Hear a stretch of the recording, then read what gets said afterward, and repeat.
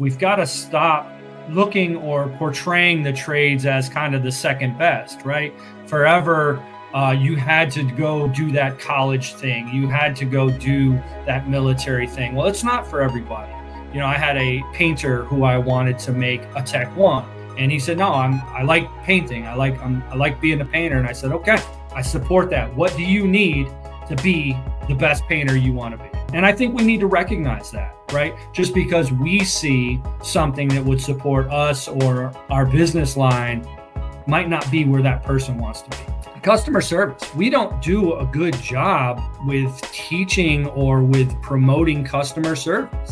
Our problem started with a person, a human being who has a need or problem. Hello, everybody, and welcome to another episode of Multifamily X Podcast's Masters of Maintenance. I'm your host, Adrian Danila. I'm going to start by thanking our sponsors for making this broadcast possible.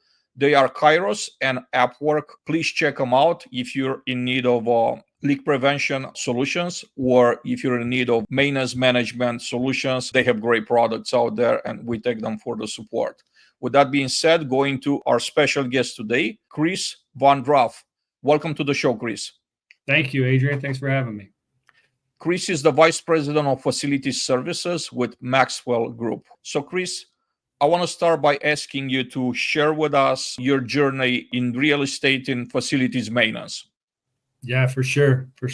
My background is pretty vast, and my road was kind of windy. You know, I came out of the Marine Corps as a military police officer and didn't really know what I was going to do. And so I answered an ad in the newspaper for a heating technician, and I didn't even know what that meant at that time.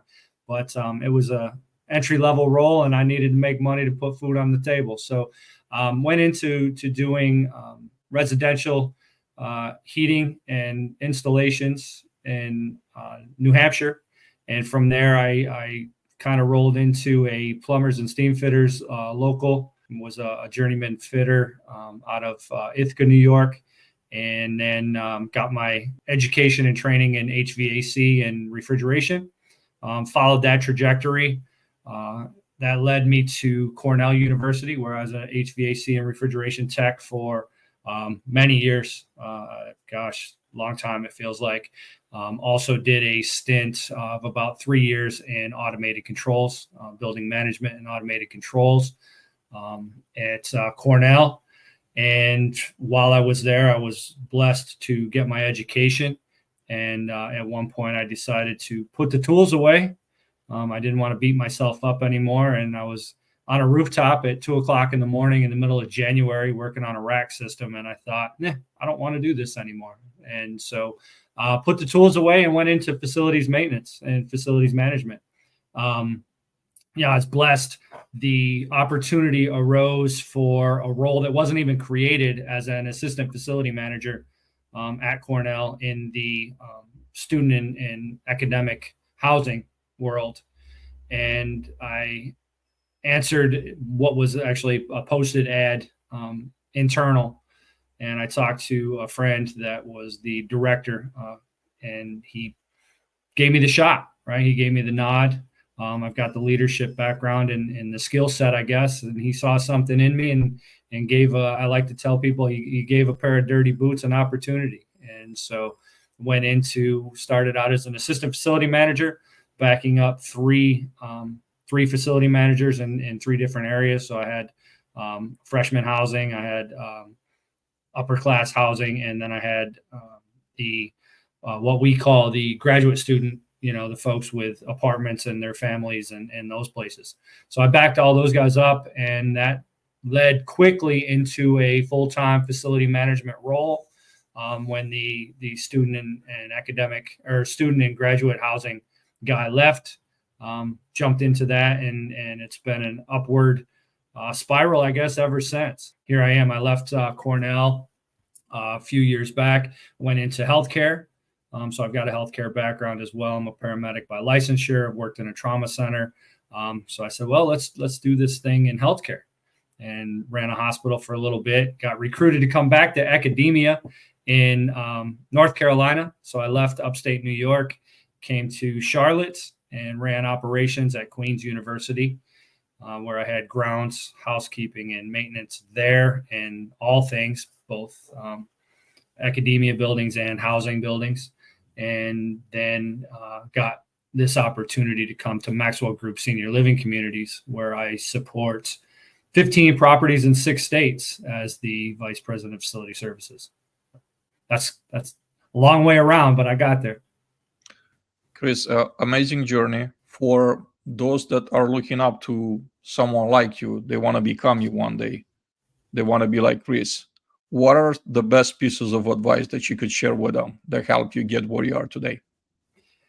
That's a great question. My thing is, I even tell my kids, you need to be able to sit at the table with anybody, right? You need to be able to have conversations, to build relationships, to be able to talk to anybody at any time. It doesn't matter the role, the title, the whatever. I feel like I am the epitome of that opportunity, right? I can swing them up with the best of them, and I can sit at a 7-course meal next to anybody. And I've always prided myself in that.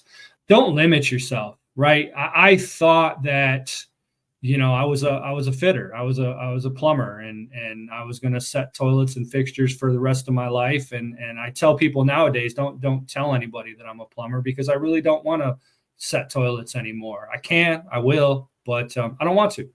And so that limited thinking kind of kept me down a little bit. And then when I got to Cornell, I worked alongside some amazing folks with the visionary people that started out the same way I did. And so, just create those relationships, learn everything possible from everybody. If you think you're the smartest person in the room, you're probably in the wrong room. So, keep an open mind and just keep climbing. I had a great conversation this morning, Adrian, with a fellow who applied for a director of facility services position. He's a technician right now. And I had to tell him, look, I see you. I really appreciate what you're doing. You're not quite ready. Right. And that's a tough conversation to have with somebody, especially in this world where, they're going to leave you for 10 cents anytime. But the biggest thing I told him was, I see you working hard. I see you educating yourself. I'm going to help you get where you want to be. Just stick with me, but it's not right now. So definitely a tough conversation to have. You always wonder, is that going to be received well? Am I going to lose this person? But I think at the end of the day, you owe that person the truth, right? That's right. You don't want to set them up to fail. And at the same time, you want to be supportive and say, look, I think you're on the right trajectory and I could help you get there. Just bear with me. Just bear with me. Let's walk this road together. I want to go back to when you first started, when you first got right out of the military service. You got your first tech job, and you said you needed to put, food on the table. You didn't know much about what was that job about. How do we make those jobs intentional careers? Because, this is the common theme. Almost everybody, like 99% of the individuals that I talk to in facilities industry, in multifamily, in our circle, in our world, they're saying, it was by accident. I fell by accident. I just ended up here and I made the best of it. How do we shift the narrative from I fell into it to this was a career? Like I was aware that this could be a career for me. How do we make an intentional career? We as, facilities industry. Yeah, I think, it's funny. I think we need to do it the same way the military did it with us when we were coming up, right? They were in our face all the time. Hey, this is an opportunity for you. I think we have to stop, and this is something I focus on regularly, is we've got to stop looking or portraying the trades as kind of the second best, right? Forever, you had to go do that college thing. You had to go do that military thing. Well, it's not for everybody. And we really have to drive that. There's a great HVAC tech in the community that I live in who regularly rents out our community clubhouse and has days where, he'll invite the kids from the community in and talk about the trades. And I think while that's great, I think there's also this stigma where I reached out and offered, hey man, I'd really like to jump on this thing with you. Let me come with you and support you and support this, right? And I didn't hear anything from him. So I think we also, as trades folks, have to get away from protecting our thing, right? I don't want to bring somebody in. They might take money away. They might take business away from us. Well, listen, we've got to do a better job as a group highlighting that thing. I had a conversation with I'm blessed. I have a 14-year-old in the house, and we were talking recently about electricians. And the money, I did a thing, my HVAC broke. I can fix my own stuff, right? I didn't have to call somebody. But we talked about what that would have cost. And we broke it down and actually had an educational session on, okay, this is what that person could make coming to do this job, right? And his eyes lit up. And he's not a kid that I don't think plans to go to university or, so I try to paint that picture. Also, I think as we were coming up, there were trades out there that I didn't know about, right? I didn't know about the trades. My dad's a city firefighter, retired. My mom's a nurse, right? I know about civil service. I know about that thing. But elevator technicians, man, what a racket, right? Those guys are making money. Granted, putting their lives on the line every day, probably one of the most dangerous jobs out there.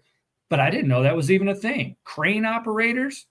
I knew there was cranes, but I didn't realize that it was a special person that drove those things, right? Those are the things we have to figure out how to drive home. I want to go to leadership right now. My question here is, it's about applying technical skills in leadership. How have the hand-on skills you gain as a plumber, fitter influence your approach to managing very complex facilities across senior living communities and student communities? That's great, man. That's one of the things that I love. I love leading people. I love coaching people. It's a true passion of mine.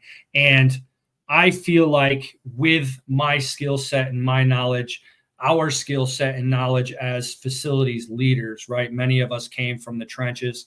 I can lead from the trenches, right? I have no problem getting in the dirt with the team.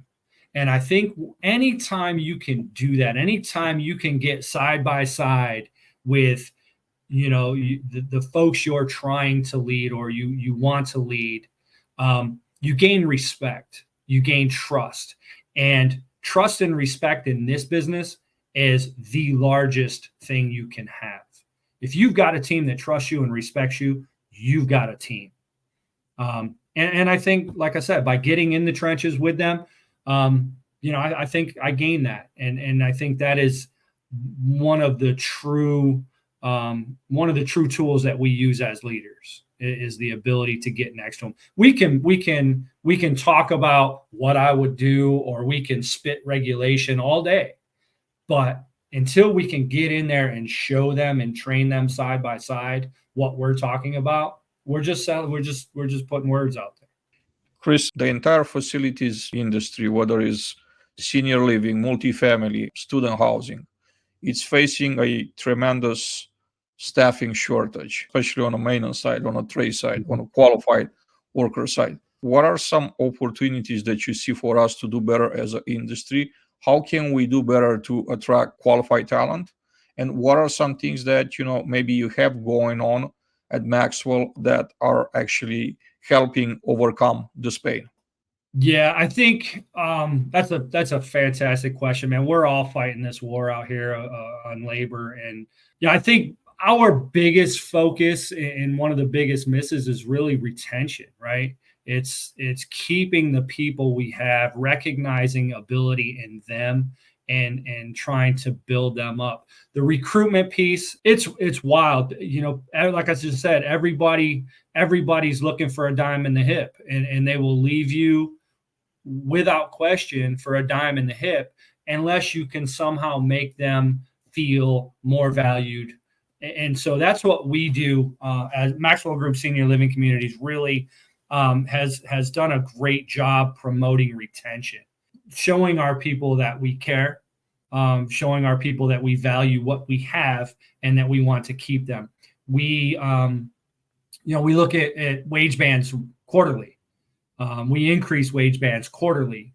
We don't force our people to come ask us for a raise, or, we don't have that annual 2 cents. So I think that's one of the biggest things that we do. We have a GL line for recruitment and employee retention, and we don't raise an eyebrow when folks use it. And it's not just, a pizza over a lunch and learn. It's, going out and bonding with your team. It's going to a ball game or doing something outside of the community to show, we're investing in you. My other thing too is I try to support the person where they're at. I try to see the folks where they're at. So, I had a painter who I wanted to make a Tech 1. And he said, no, I like painting. I like being a painter. And I said, okay, I support that. What do you need to be the best painter you want to be? What brush do you want that's going to make you the best painter? And I think we need to recognize that, right? Just because we see something that would support us or our business line might not be where that person wants to be. So I fully support that. I also drive training. Make yourself better. How can I help you become better? I will do training videos. So we had ice machine cleaning. We had a site that didn't know how to clean ice machines.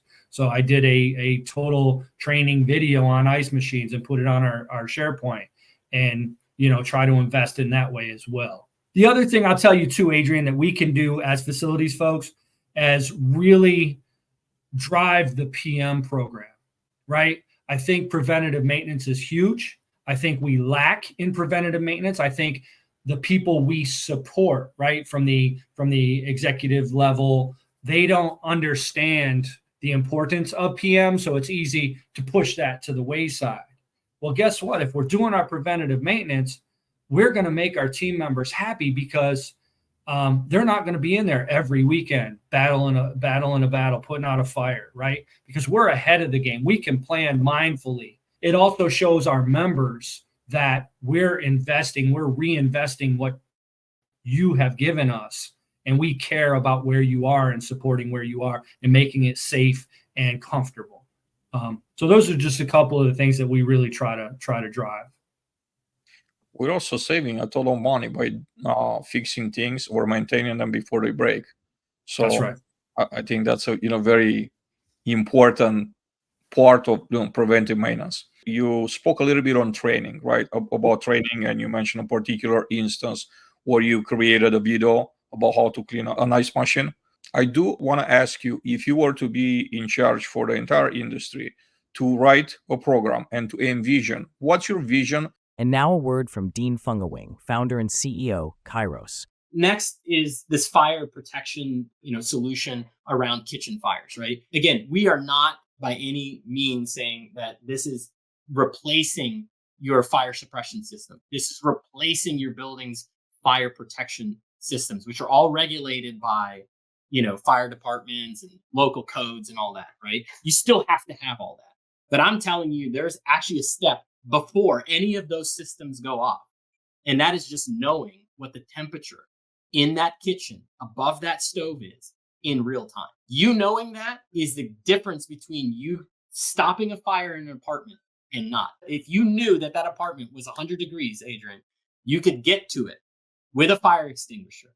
You could wake up the resident, open that door, get in there, solve that problem before it spreads to the whole building. Again, you can also notify the fire department just by the moment that kitchen's over 100 degrees, notify the fire department via text message, email, phone call. You can notify your local building engineer, your maintenance staff, your property management team. Everybody needs to know the moment that apartment's over 100 degrees. Simple solution to a problem nobody ever wants to think about. But this is a life safety issue, and it's no one else's responsibility except for a building owner to make sure that we take care of that building and make sure we protect residents. So we're here to help if that's something that folks are interested in. Of ideal training in 2024 and beyond for maintenance personnel in our industry? I think we have to understand that everybody is going to social media, YouTube, the internet for training, right? We have to be able to meet them there. We have to understand that people learn differently. We might need to take have a position where we've got an assistant facility manager or a mentor that can go out in the field and do training for us. We have to bring people in, right? I know at Cornell, we had several vendors who would bring in training programs. Sporlin was one that I can remember coming in and doing a class on TXVs and stuff, right? We have to bring it to them. We can't expect, because ultimately some of these people might be working 2 or 3 jobs or supporting a family, and going to school after hours isn't it's not a possibility for them. So let's bring it to them. Let's figure out how to meet them where they are and bring them some training, bring our folks some training, and get out and train side by side. I want to go to technology next, Chris. What are some things that you see from a technology standpoint that are going really well within an industry, what it applies to the facility side of the business, and how would you envision the ideal piece of technology that will support our field teams doing their jobs to be the perfect support tool?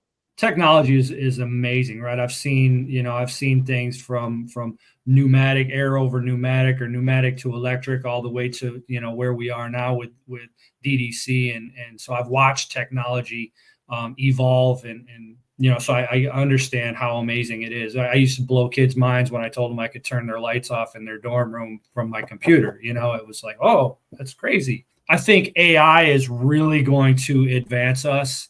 I've seen incredible changes just in senior living care with AI. I think it's going to be super helpful for what we do, having that ability, right? Obviously, healthcare is using it. Doctors are using AI in different settings.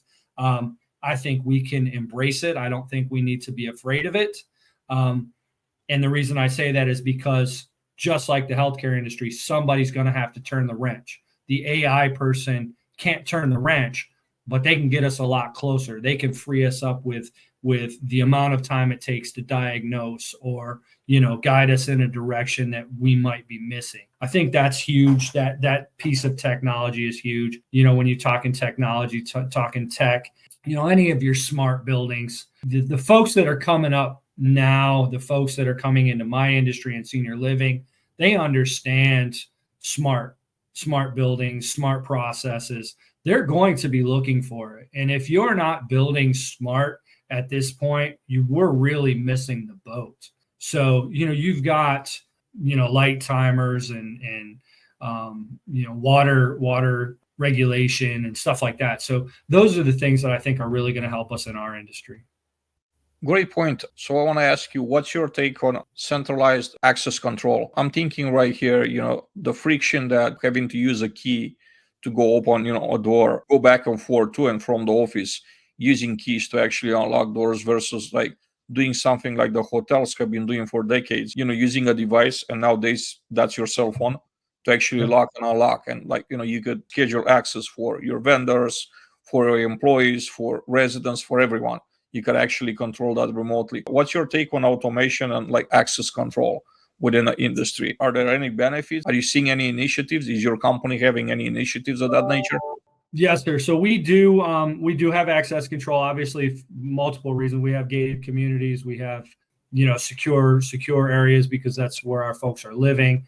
And we don't want folks just running around. I don't want to rely on a security person or a courtesy officer, as we call them, to have to remember which doors to lock at night, which doors to unlock. So I think that's huge. I think having the ability to see who comes and goes is priceless. I think the biggest thing is we have to build it or plan for it mindfully. It's got to be a CapEx plan. I think the biggest factor right now is cost. In trying to re-outfit an entire existing building is quite expensive. And so we have so many other areas that we need to spend the money on. We currently use key fobs and key cards. The problem with that is so does everybody else. And you get, senior members or, young persons who, have the key fob for their pool at home. Well, now they've got 25 key fobs, right? So we've got to figure out how to do that. we are a little bit smarter in that we can program, your key fob for your house to work for, our buildings as well, if the programs talk. But yeah, I think that's one thing. And I'd love to see, some incentives from the industry on changing to that sort of technology. We have to remember too that system is only as good as the information we're putting into it, right? So right now I'm cleaning up an access control system that's just been neglected for, what looks to be about a year or so. And, you've got members who are no longer with us. You've got employees who have been terminated. Well, if we as the person are not keeping up with that access control, it can get pretty convoluted pretty quickly. So that's the other thing. And as a facilities manager or director or whomever is in charge of that program, again, there's so many other areas that need us. So to sit at the computer for, 20 minutes, a half hour every day to put in and take out is problematic. Yeah, the great news here is that there's software that does that automatically. Takes a person from onboarding, tells us orders the uniforms for them, creates access logins for them for all the software that they need to. And then the offboarding part is that, when they're leaving the company and HR terminates them in a system, their entire access to everything is being cut off, which is, kind of cool, right? So you don't have to do this process manually, it's done automatically. Yeah, that is a great tool. I can't wait to get there. Yeah. Chris, centralization, it's another hot topic. I'm hearing a lot of conversations about in the multifamily space, especially. So I want to get your take on, in your space, is this a real thing, especially when it comes to centralized maintenance? Is this a real thing? Is it just a buzzword? Or is, just a thing that's somewhere in between the two?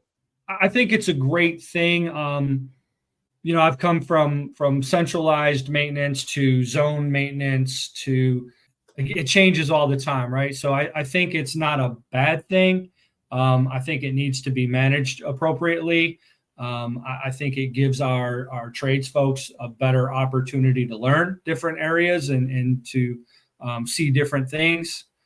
But again, I think we're still in flux at this point where there's just too many unknowns for somebody to truly commit at this point. And now a word from Sean Landsberg, co-founder, AppWork. The ideal experience from an end user perspective is the Uber experience. What I mean by that is that you put the app in the hands of anyone with know how to video, they should be able to figure it out and order an Uber. How is that AppWork providing that type of Uber experience for maintenance? We've done a lot of research, behind each and every end user of the product, whether it's your property manager, your leasing agent, your regional manager, your maintenance supervisor, and your maintenance technician. And we did a lot of research behind them. And for example, the app is used by maintenance supervisors and maintenance technicians. So we have to build a profile around them, right? Who they are, how they think, how they're going to interact with the app. And we have to design it in a way that requires little to no training. Like you said, we used Uber as our model. Aside from incorporating features, right, such as reviews and other really cool components to the Uber style, we also had it was designed behind the same concept of Uber. Whereas when somebody goes to call an Uber to take them from point A to point B, there's no how-to videos or even instructions. So hey, let's teach you how to use Uber, right? It's you download the app, you know how to use it.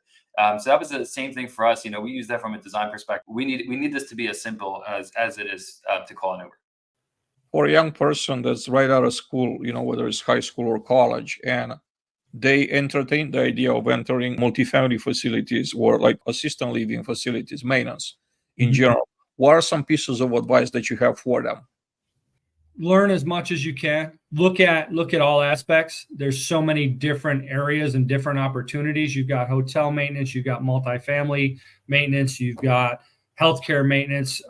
It's a great world. It's really just trying to find, which area has your heart. Find out what area makes you want to go to work every day, but don't stop learning.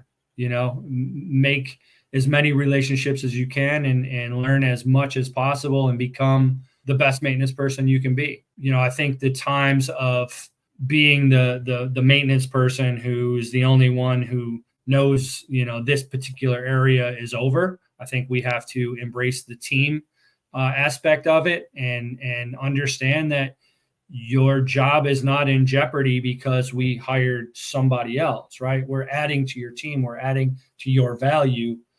So, join that team and really dig in and share as much as possible. Chris, I want to look forward towards the future. I want to ask you, what's your vision about the future when it comes to our trade, to the facilities maintenance industry, and especially in relation to the senior living, to the industry, the part of the industry that you're in? I'll tell you right now, my industry is booming. We just had a conversation. I mean, this whole silver tsunami thing that they're talking about, I don't know if you've heard about it, but we don't have enough housing for the group that's coming into senior housing, right? Every builder right now could stop building multifamily and start building senior living, and we wouldn't have enough time to catch up. So that's one of the things to really focus on. Senior living is not going anywhere. It's a massive industry. It's a booming industry, and it's going to be around for a long, long time. We've got a lot of planning to do. Again, I think those smart buildings, I think, the group that's coming is they're very intelligent individuals. They're folks who come from industry and from background and are going to have high expectations, and they're going to expect, smart thermostats, smart lighting, smart buildings, and they're going to really want to talk about, the what are we doing with their investment? How are we prepared to make sure that they're safe and comfortable? So I think those are the two biggest things that we're really looking at.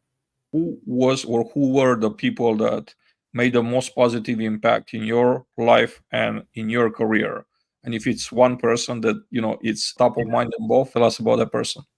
Yeah, no, I just had the privilege of listening to a speaker at our annual meeting, Kevin Brown, and he talks about being a superhero. And when you look in the mirror, you see, if you only see your own face in the mirror, then you're failing, right? You need to see all the people that have helped you get to where you are. So I'd be remiss if obviously my parents had a huge impact.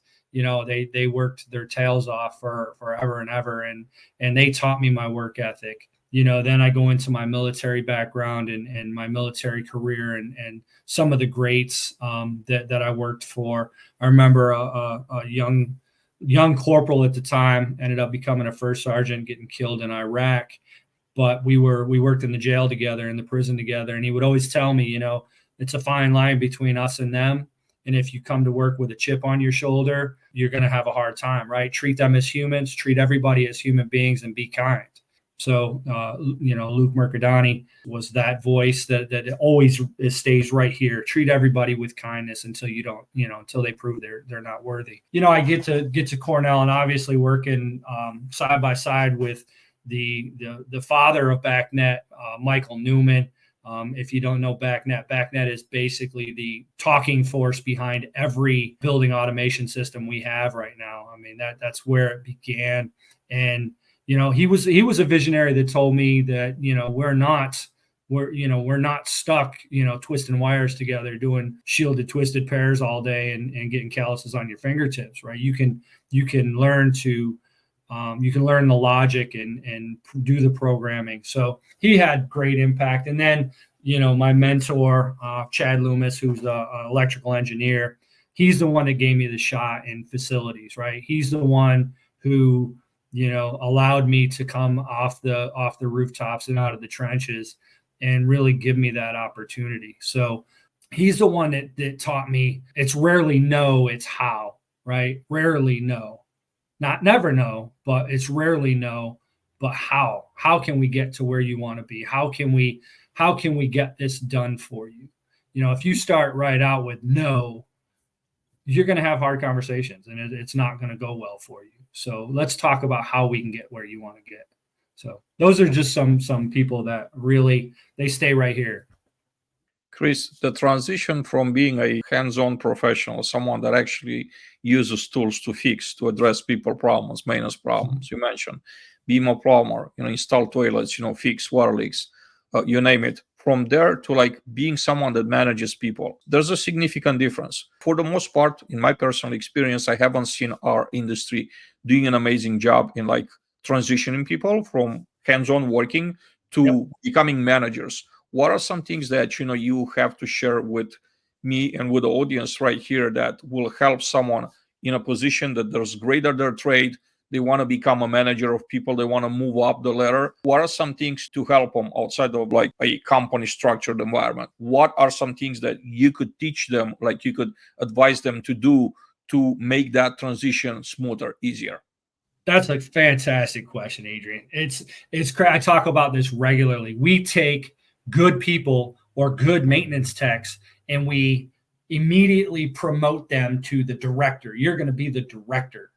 And of course they want to be the director, right? Their egos tell them that they can do it. They want to, but we're setting them up for failure. We have not prepared them for customer service. We have not prepared them to be able to handle the regulatory compliance and all the paperwork and all the things, right? They're great maintenance techs. They can go out and fix anything you put in front of them, but you can't be both. You can't be the leader and the wrench turner.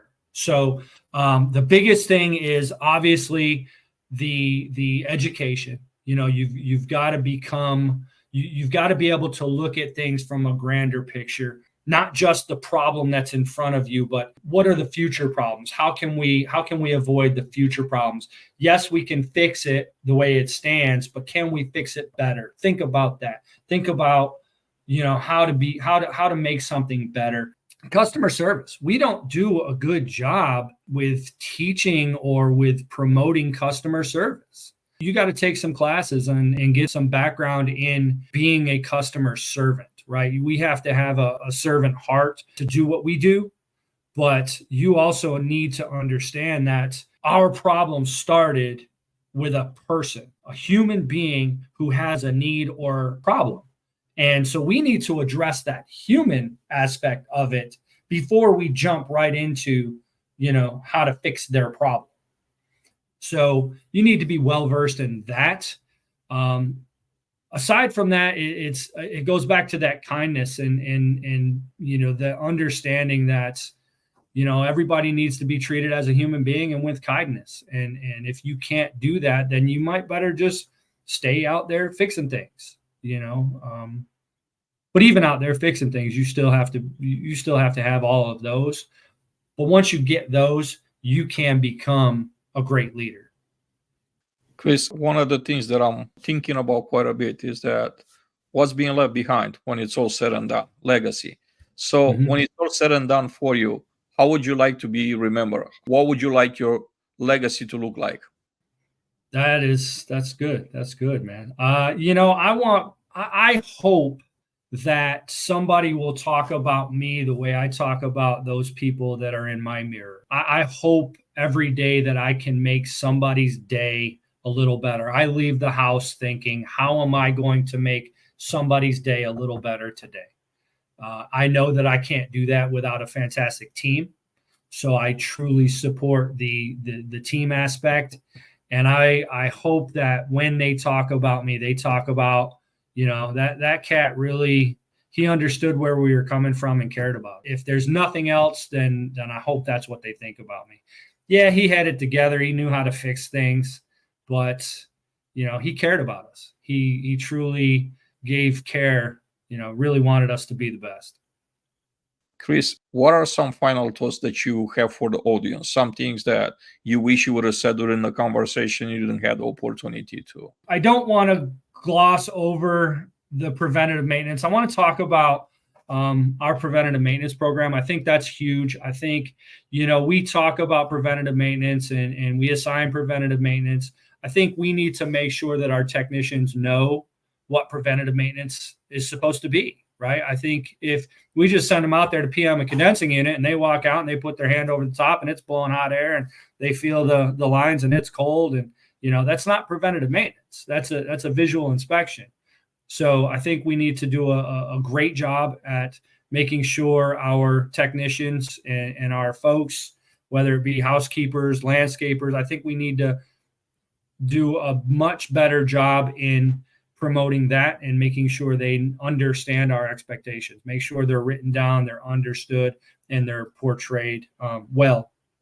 I think that's the biggest thing. And I think we really need to sell that to the folks that we're supporting and we're supposed to be taking care of, not only our technicians, but our colleagues, right? We need to help them understand.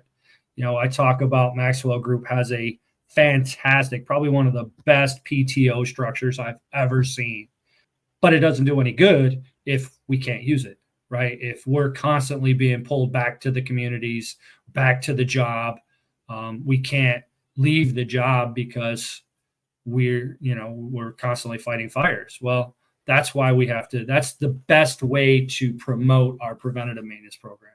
We want retention. We need to make sure our folks can get away from here for a while. We want more people buying into our communities and more members. We need to make sure that things aren't breaking, a month after they move in. So those are a couple of the things. And then, I know I drove home the education piece, but really we're all so much more, right? We need to focus on being extraordinary. I think people have told us we're ordinary people doing extraordinary things. Thanks again to Kevin Brown. I can't steal that line, but we are extraordinary people. And when we leave the house every day and we know that we're extraordinary people and we're going to go out and do extraordinary things, we're already ahead of the game. So continue to strive to be extraordinary every day. Be kind, be extraordinary. Be kind, be extraordinary. What a great line to close this conversation with. Chris, for those in our audience that wanted to reach out to you, want to connect with you, what are the best ways to find you and connect with you? Absolutely. I'm on LinkedIn, same name, Chris VanDruff. My email is cvandruff@maxwell-group.com. Definitely. And I believe my LinkedIn has my email and my phone on there. I'm always open. I love relationships. I think in this world, we are only as good as the relationships we create. And we're all fighting the same fight. We're all battling the same thing every day, whether you're doing senior living or student housing or high rises or hospitals. It's the same battle, right? And I love having the network to be able to reach out and say, hey, have you seen this? Or what do you think of this? Or how do you handle this? I think that's huge. And we're only as good as our network and our relationships. So definitely reach out. I would love to have the connections. I'd love to talk shop or share a beer or whatever you want to do. Let's make it happen. Chris, thank you so much for making time to speak with me today and be here for the audience as well. I hope to stay in touch. I hope to see you on a facilities leadership group that we started like 7 months ago. And I hope to continue this conversation later down the road. Love to, Adrian. Thanks so much, man. I appreciate the opportunity. Everybody, thank you for watching us, for watching another episode of Multifamily X Podcasts, Masters of Maintenance. I do want to thank our sponsors for making this possible, Kairos and AppWork, and we hope to see you back here soon. Have an amazing day.